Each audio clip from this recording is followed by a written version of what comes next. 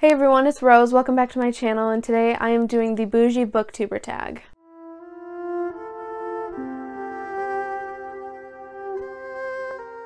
Technically, I wasn't tagged to do this video, but I'm going to do it anyways, even though it was cool like 3 months ago.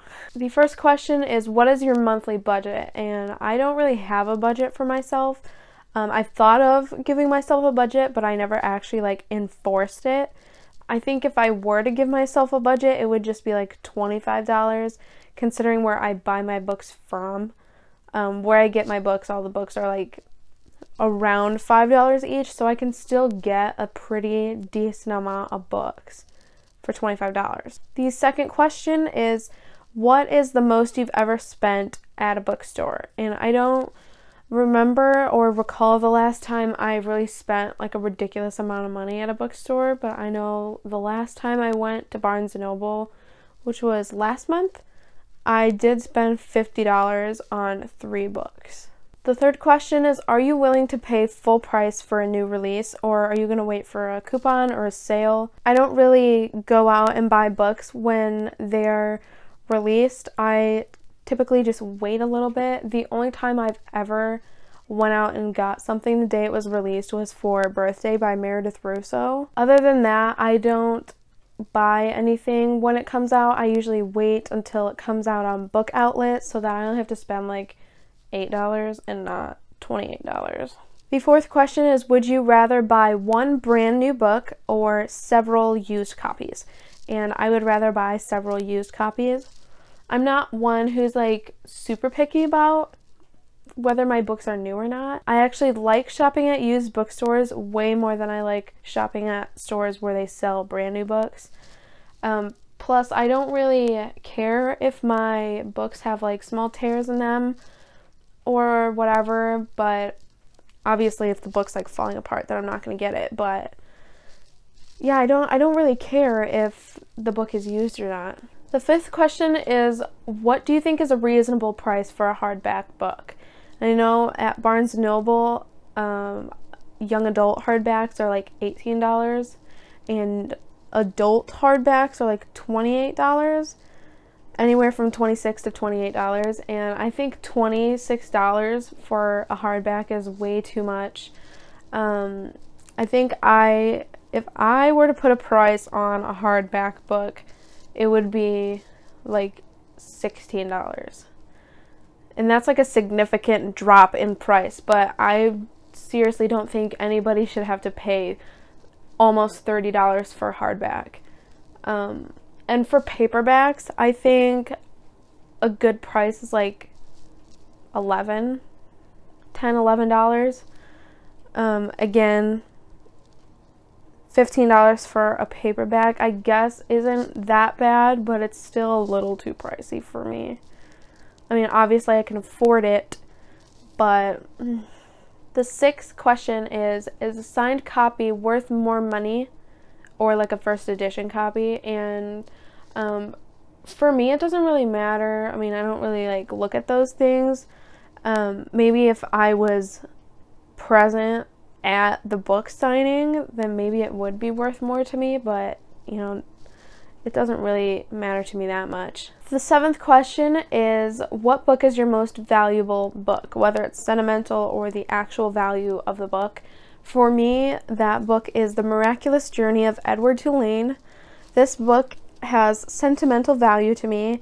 I actually just got it like a week ago, but I've been searching long and hard for this book. I could never find it anywhere, and I was very tempted to just like buy it online, but I didn't buy it online.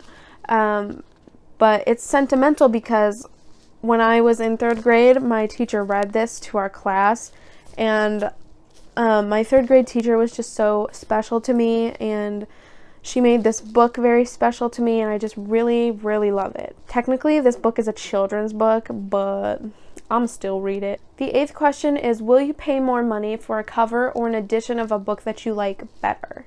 For me, for book to movie adaptations, obviously the book with the original cover will be released, and then the movie will be released, and then they'll release the book with the movie cover after that. I'm not like a super huge fan of movie covers on books, so in that case I will spend like the extra $4 or whatever it is to get the book without the movie cover. Other than that, it doesn't really matter to me. With books like this one, there are countless editions, like more than we can count. Like one day I was at the bookstore and they had an edition of this. It was blue and it looked really old and really cool, and I really wanted to get it because I thought it was so beautiful, but it was like $30, and so I didn't get it. And then I saw this one in the exact same store, and this one was only $8. In that case, I would not pay more. I would pay less and like settle for, you know, a cover that's kind of okay to me, because honestly, the other cover was better, but this one is still really pretty. The 9th question is, what physical characteristics does a good quality book have? I know some people either really love this or really hate it, but personally I love when a book has deckled edges, like deckled edges, you know? Like I just bought this edition of Alice's Adventures in Wonderland. I wasn't gonna get it just because I already have a copy, but first of all, the cover is beautiful and the back is beautiful, but it also had deckled edges and I didn't notice it until I was holding it for about 5 minutes, and so that's why I got it. The last question is, if you won the lottery, what bookish things would you do with the money? First of all, if I won the lottery, I'd be buying a lot to build a house in the mountains. I want to live in the mountains. So I'd buy a lot and I would build my house.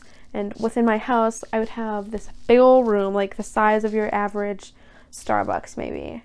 And it would literally just be a library full of books. And I would have my reading corner over here, and then over here I'd have my little coffee bar, even though I don't drink coffee, but it'll be loaded with some hot chocolate. And it would also have my window that overlooks the mountains and the trees and the snow.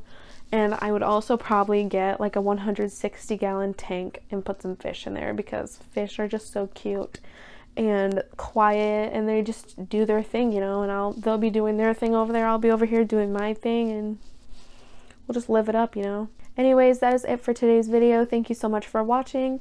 If you aren't already, make sure you subscribe to my channel and turn on the bell notifications so that way you are notified anytime I upload a video. And don't forget to follow me on Instagram and Twitter. Again, thank you for watching the video. I will see you next week. Bye.